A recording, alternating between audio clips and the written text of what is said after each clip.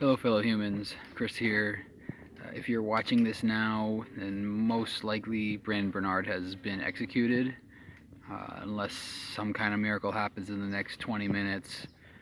Um, it didn't really look good, the prospects of changing this even yesterday when I shared the video and shared the petition, but I felt it was worth the effort, at least, just because a life was at stake.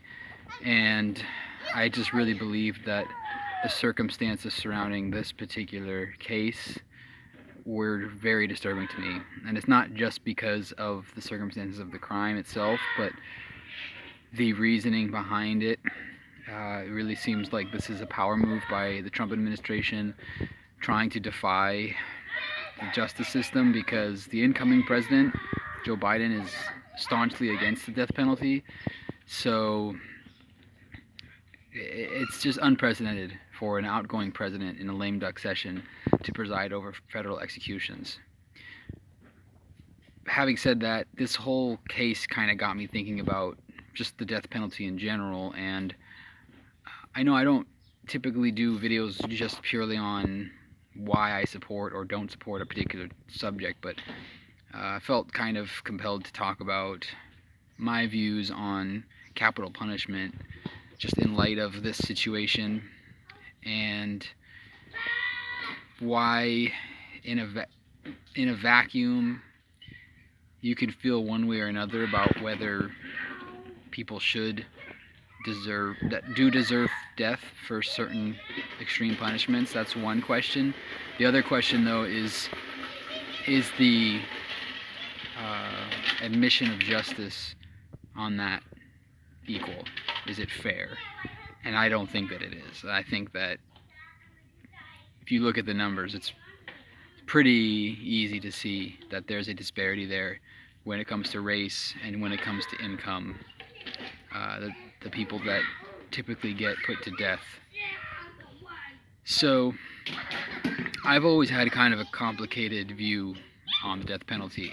I think that my gut tells me that we shouldn't be putting people to death as a civilized society, that no crime really merits us dropping to that level.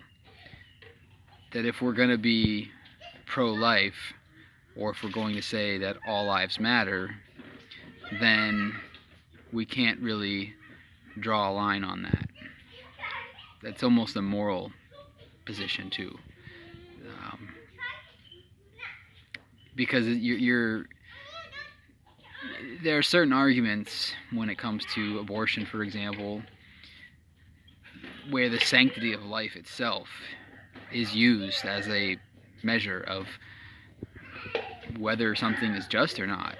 And without getting into my personal belief on abortion and what life means, when life begins, what constitutes a life by our moral standards, whatever that may be, that's a whole other conversation. But whatever your position on that is, you have to be consistent.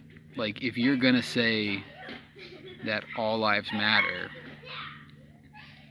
in the context with which that particular statement is used, then you have to apply it across the board. There's no other way. So that's my kind of moral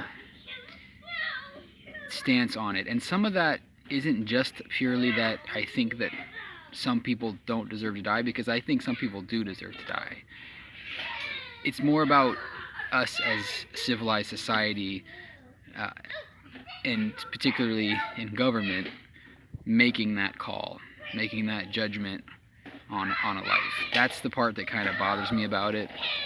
Having said that, and this is why this is a complicated issue for me, there are absolutely people that deserve to die. Ted Bundy, first, kind of comes off the top of my head because I studied him in college, and just what he did was just horrific. The other ones too, Richard Ramirez and Charles Manson, Andre Chikatilo, maybe saying that wrong. these people committed brutal acts over an extended period of time. Not so much in Charles Manson's case, but in the others, there's a serial killer aspect to it. And even with Charles Manson's case, it is a premeditated, deliberate act. Stuff like that is a different level of evil because there is that premeditation to it. Jeffrey Dahmer, that was the other one I was trying to think of. Jeffrey Dahmer, who actually ate people and buried them under his house. And, I guess what I'm trying to say is I don't think that an 18-year-old kid who can't even drink yet, you can't drink alcohol, and the reason why is that studies have shown that your brain isn't done developing until your early 20s. So it can have permanent effects on your brain. If you're not old and mature enough by the state standard to drink alcohol, then I would really question the use of the death penalty on somebody who his brain isn't fully developed yet. And aside from that, this was a botched robbery. This was a spur of the moment situation. Horrible situation, deplorable situation, shouldn't have happened, and he absolutely should face justice for it. We're not talking about letting him off the hook.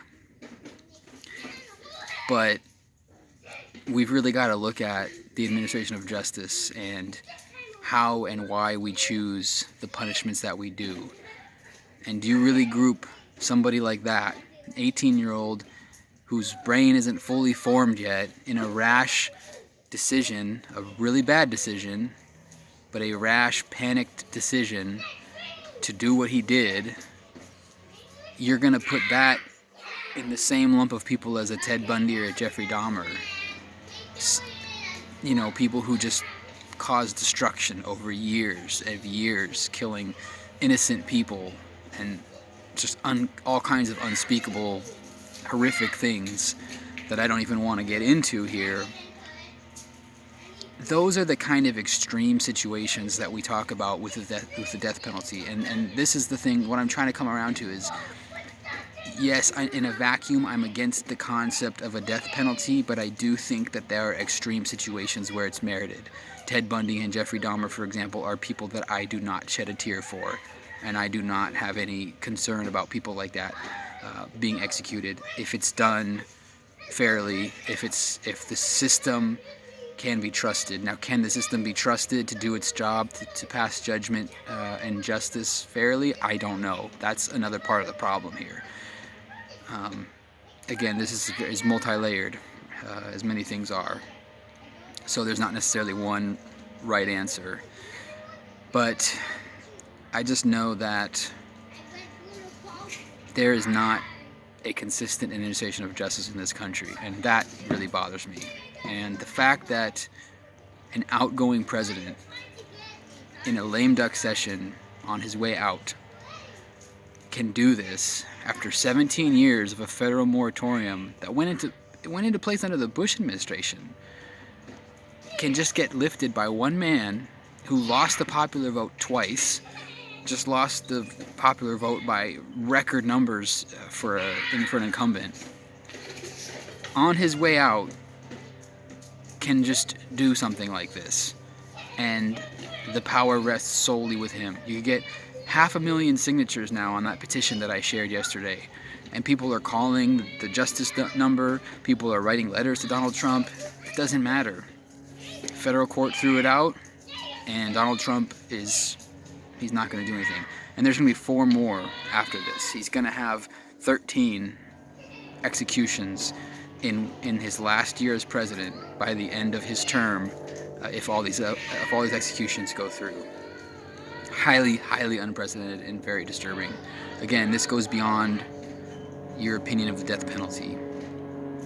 But I just wanted to kind of share that as a follow-up to my video yesterday, my views on the death penalty and why this particular case is just so bothersome to me.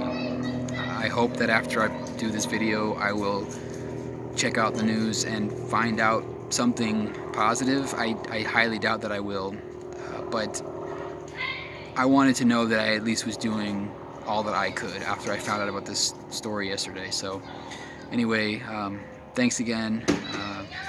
I appreciate the support, and I appreciate anybody that took the time to sign the petition, and just feeling like we're trying to do what we can to set better standards for ourselves as a society. So thanks again. I'll be talking to y'all again real soon. Have a great rest of your day, and don't be afraid to question the consensus.